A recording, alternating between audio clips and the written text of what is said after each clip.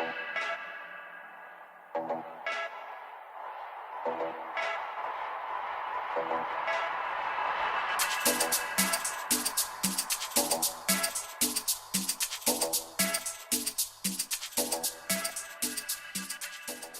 guys, my name is Wendy with the Kraal, and you're watching another episode of Chop and Talk. Again, this is a space where we discuss topics relating to Africa and Black affairs. And today we have another hot topic, but before that, I'll let my guests tell you guys who they are. So hey everyone, my name is Dots and I'm the owner of the jewelry brand Spot by Dots, and yeah, I'm here with the crowd today. Hello everyone, I'm back. I know you like this one. I'm back. This is KOS of the Wallabok La Familia, and I'm happy to be back. Hi, Wendy. Hey. Familiar face. Yes. Well, guys, so the topic for today is Black ownership, and we'll get right into it. So, why is Black ownership in general important? I feel like as a black people, as a black community, we hold a lot of weight in the market in general, and there's a lot of, the black dollar is very strong, so I feel like ownership is very important as well, not just to give our money, but to also give it back to ourselves and own things and just support each other. It's true. Yeah, I think it's one of those things where like it's just we have to really start to make impacts in our communities, make impacts in where we are, and really be able to hire our own and hire others and show the kind of talents we have business-wise, and really show the world that we also can establish and have successful businesses, so. I definitely agree. So with that being said, I want to tap a little bit into the government system. Do you think the American government, as well as looking at Africa, is the government set up in a way that kind of cripples us to be owners of our own things?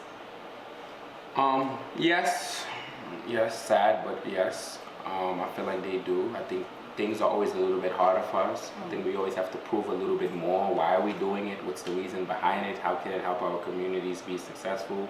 Because our culture is not really understood by everyone. So sometimes you can want to open certain businesses and they'll ask you for licenses, and let's say you're African, you're trying to open, let's say, like a African market that sells certain foods. Not all our foods, I guess, is not like FDA approved. So we just need like so much more things to provide and prove to them that we know it's safe. Because remember, we're not in Africa, we're in a country where, the United States, where all type of people live here. So maybe they think like, okay, what if this person comes in, eats this and gets sick and sues and all that other stuff. It's a lot of politics behind it, I feel. And I feel like in terms of the idea around crippling black ownership comes from, okay, things start off black owned, but do they remain black owned? Because a lot of the time they do see the value and they want to buy us out, and a lot of the time black owners are ready to be bought out, and they don't realize the power in the ownership of what you have, not just the money you're making from it and the market value, but the value of owning something that's like connected to your culture and the people that resonate with that. So definitely maintaining black ownership is something that can be crippled from. I like what you said, because I'm actually going to talk about BET. It was initially black owned, and then they sold it. But in an interview that I watched, they said that was like an exit plan. So with that being said, like how do we even maintain that to be a black owned? Because he practically sold it. Now it's not really a black owned business anymore. Well, exit plan as in how? Like, so they were saying like, because I can make money, and then to kind of make sure that it lasts, I'll sell it. Right. But there were no black buyers trying to. Well, we don't know. We don't know, right? Exactly. Yeah. I think it's just being conscious of who you're. Even if you do want to sell your business, who are you selling it to? And like the dynamics are going to change. Whether BET is now going to last, but for what? Black entertainment television owned by white people. Where BET is supposed to be a platform where you can see people that look like you, you're represented and everything, but if it's owned by white people, if it's owned by people that aren't embodying what it's about, it's going to change. It's not going to be black entertainment television. So what's the point of even, just for the sake of keeping it alive? And like that's the same for like Shea Moisture and all these other brands that have like a huge percentage that are owned by white people. Right. That's true.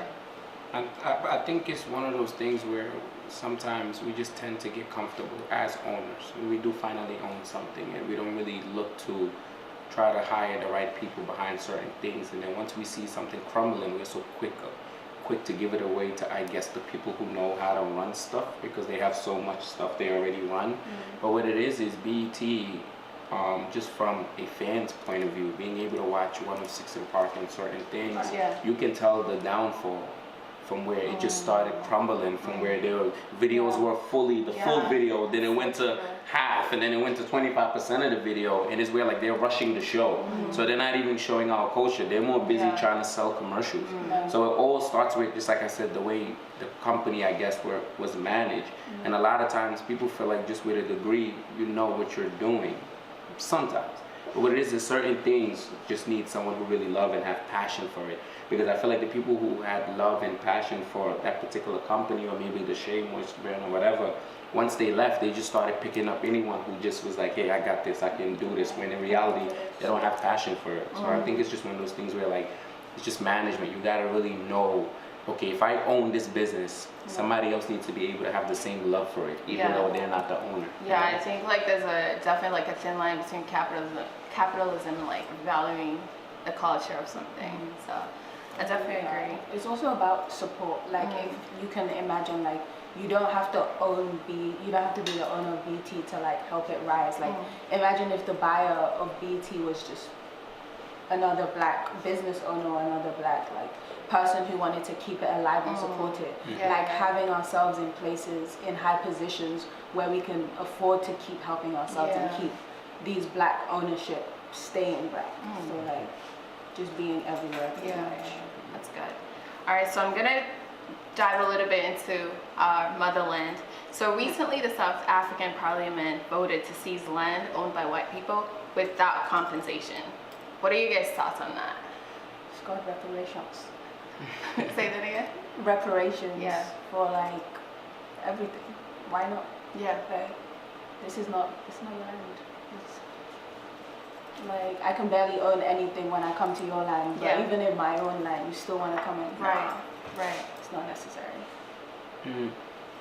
I feel the same way you do, but then I also feel like at the end of the day, if I'm a grandchild to someone who passed down that land to me, and you're just gonna come and take it, I'm not saying like it's mine, I own it, but you got to give me reasons to why I should just give it up. But it wasn't theirs. No, definitely it's not theirs. Right. But what it is at the end of the day, yes, you can get the land back, but work it out.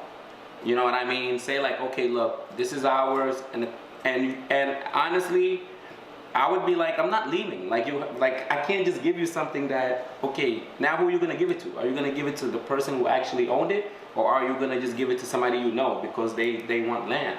It's one of those things where like it's tricky because it's the right move, but is it the right move at this time? Because what it is Africa is really known for war so quick, and we don't want that to develop. It's really like the way, if they're doing it, I just hope they really have a plan and they really actually, because if I'm a white South African born in South Africa, I'm South African, and we see it all the time. Meaning like, okay, yes, my grandparents are probably not or whatever, but now it's like, okay, I went to school with these same people you're saying I'm doing this to, and I'm friends with them, you know what I mean? So I think it might bring conflict between, even within, because if my friend is white and he owns land and I see the government is taking away from him, at the end of the day, friendships matter. Yeah. So now you're gonna have people on their side like, no, you can't just take this away from him. So I hope they have a plan on how they're gonna kind of like figure this out. And it is the right move, but is it the right move at this time? I think that's a good point, because I think that's the topic that's going on, because if they don't make sure it goes well, people are going to take the matter into their own hands, and we definitely don't want that. But I think you know, with black people taking the land, perhaps just doing things that will bring economy back to their own people. Yeah, definitely. With stuff like the land, like where is the money going afterwards? Because if it could be going back into the economy, which we definitely need, that's what needs to happen. Yeah, definitely. Yeah, hopefully it's not a move of me, it's more of a move of us as South Africans. Right. You know what I mean? And that's always the thing. Like, is this really a move for us as South Africans, not just one person who has ties to someone who has the power to take it away? Yeah. You know? I think I'm gonna bring Zimbabwe in the same topic because Zimbabwe were kind of doing the same thing, except they were compensating. So like, what do you guys think about that? Because South Africa's like, no, we're not compensating you guys, and then Zimbabwe's like, there's a compensation. I just see it as two different ways to reclaim what's yours. Like the same way these white companies and white people are buying up BET and Shea Moisture is the same way the Senegal? No, Zimbabwe. Zimbabwe. Yeah, Zimbabwe is buying back their land from like reclaiming ownership of their own land by buying parts of it back. So And I think Zimbabwe being in the type of revolution it's in and trying to really make the country a better country for all Zimbabwe, for all people of Zimbabwe, I think they're actually doing it the right way. They're like, it's already tough enough that we're trying to gain full independent ownership of everything even as human beings and being able to have voice and all of that. And now it's like, okay, let's just not even add on to trouble. Hey, we'll give you this amount, but we need this back. This is ours, this belongs to this person, this belongs to this person. Because right now we're in 2018, do we truly know what belongs to who? No. Because now they're saying, okay, now we don't know what belongs to what, but we're gonna sell this. And now all families, you can bid, you can do this, and you can prove to us what's your idea. Like, what are you gonna do with this land? Because also it goes to, hopefully it's for the Zimbabweans, not for one person. Like, I want to build a big mansion here and this is mine. You know what I mean? That doesn't help the economy. It just helps one individual person, Yeah. So to go off that, I'm just gonna also venture into art, artifacts in Africa. But most of them, they're either in, first of all, New York museums or France, Europe. And there's been a few topics discussing how, they need to start going back to our motherland. Actually, the president of France is really like on that case, like, we need to make sure that what belongs to Africa goes back to Africa. So what are you guys' thoughts on that? that's so interesting that you brought that up. I'm actually going to shout out my friend It's Okay, because we always have this conversation, especially after seeing the Black Panther film. Yeah, and it's like we've basically been talking about I just recently came back from Nigeria in January, and she's currently in Nigeria. So we have this interesting conversation about, okay, great, all these countries have our artifacts, and they should definitely be returned to us because that's our history. And sometimes we lose our history by not having these things. But it's also with all the things that are going on in all the individual countries in Africa right now. The question is, are we ready to have these things back? Because even going to an art gallery or going to there's a limited amount of like perfectly curated galleries already when I think of it. So it's like, okay, we can have these things back, but are we going to take care of them? Are they going to get stolen? Are they going to get the right treatment they deserve? And definitely we should take them back, but we need to be like in the perfect place to take them back.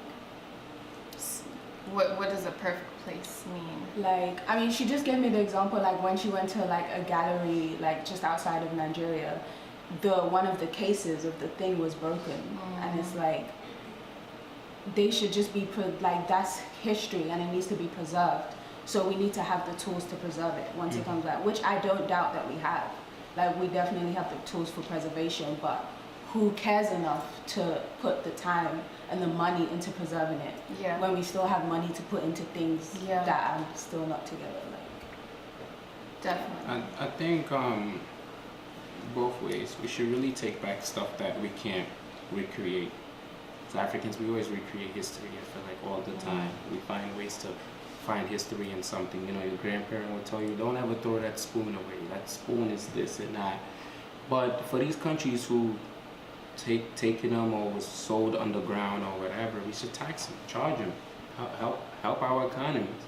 We should charge them, you know what I mean? And then we should really make sure that the information that they're putting in is the correct information, because when you're African and you're explained what's, let's say this cup is, and then you go to a museum and you're reading it, and your friend is like, oh, is that really true? And in your mind, you're like, should I tell them the tribal way of how I learned it, or should I tell you the way that you see it on this paragraph? You know what I mean? And what it is Black Panther did a good job of even, you know, showing that look, everywhere you go, they take something from us, and what they might look at as a piece of art, because what it is those things that they see as a piece of art. It's not a piece of art. Exactly, it's something that was probably used, something that benefited the people of that culture, that village. So me, I would tax them the same way they tax us for anything, tax us for shipping. I would say, okay, if you want to keep this in the New York Museum, we gotta charge you. Okay, how much money you make during the day? Okay, we gotta charge you 200 million. I'm sorry, it has to. You know what I mean? And what it is that's the kind of talk these governments have. It's not $100, thousands. It's 200 millions up to billions. So what it is 200 millions could help maybe 4 or 5 villages. You know what I mean? And we need to find ways to make money for Africa with the stuff that people take from us. And they say, somebody could say, oh, it wasn't taken, it was sold. Who sold it to you? You want documents? Where's the documents? You know what I mean? So if you don't have documents, it goes the same for what we were talking about earlier. That belongs to us. Like we want it back. You know what I mean? I think Africa is at a stage where we have us, who are like African American or European Africans or whatever. We have a voice too. So now, if it takes us to speak and do those things, because somebody from, for example, Senegal can't come here and have a debate or argument about what belongs to them because the language barrier. How are they gonna communicate? But with us, they translate it to us and we talk to them, and then you find the right people and like, okay, we gotta tax you, we gotta charge you, you know, to keep this here, you know. It's also about knowing the value of what we own, because all these things in the galleries, you can only imagine how much. Like even the painting that they just found of the Nigerian painter, he painted the portrait of, I forgot the name, and they found it in a house in London, and it went for millions. Oh, I think it's. And it's like he literally saw this girl on the street and was like, this was in Nigeria. He saw her and he wanted to paint her. And that's what happened, and the value of that, and it was just chilling in a house in London, and it's like, we have to know the value of these things so we can do stuff like, okay, if you're gonna keep it, I need my money. And in Nigeria, that's where like the whole, can we preserve it? Because if we don't see the value in the stuff we have, then we're not really gonna want to preserve it like that. And it's not only even art. Sometimes you know, you go to countries, like you go visit Africa. You walk down a boardwalk, you know, like our version of the boardwalk or markets, and you see little kids designing stuff and painting and drawing. You see people buy it here, come back here and sell it. That kid is not getting the full value of the work he put in. You know what I mean? And it goes the same for sometimes, even you might go to art galleries and you're looking at this painting. And me, I'm the kind of person that really wants to see who exactly did this. Because what it is we're not only, we also take from our people sometimes, us, our own, and we don't know we're doing it. If I get something from there for $5, come back here and sell it for $50, I'm taking away from, and it comes from art, clothing, and everything, because we're African. If another African is selling something, we're probably like, wait a minute, that's not, you know what I mean? You know what I mean? That's another thing. So it's one of those things where like, we have to train ourselves to be honest too with ourselves, you know what I mean? Because I tell my friends that go to Senegal all the time, or go to Gorée Island, pick me up a piece of artwork, pick me up anything. This kid made this little Kara pit. It's like our little version of dollar vans or like little trucks, and he made it out of bottle cans and cans, and it's like super dope.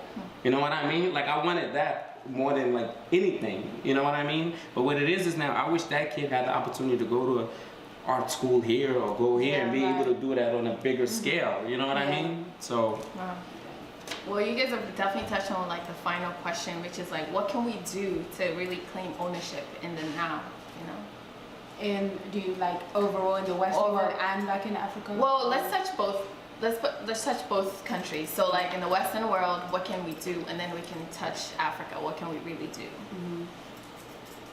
I feel like you already touched on that with like communication, like having that communication, because us even being able to be in the Western world, that's a privilege in itself, and being able to go back home and come here freely and have that free travel is a privilege. So using that privilege and being able to create platforms, create stuff like the Kraal, have these conversations, promote African food, like straight from Africa, everything. It's like we have to continue promoting and like keeping on it, and just communicating, like being the voice of our own culture, especially here. Yeah, that, you know, I mean, I just think it's like one of those things where like we tend to lean on our government to do everything. Their job is just to govern, but they need to find ways to add different sectors and groups in their government, like the Westerners do. Because the president is not focused on art. He has a team who's focused on that, because he's just managing. He gets bits and bits from everybody. So we need to start increasing our governments, and that also will help bring more jobs and more stuff, because everything just requires us really working together and opening the doors more. You know what I mean? If we have a team that says, okay, West Africa, you guys control this part of the art. North Africa, South, East, everybody has their own team that goes out to different countries and just venture out. You go into museums and you need to calculate, okay, I see this from Congo. Okay, I see this. You come back, you call the Congolese.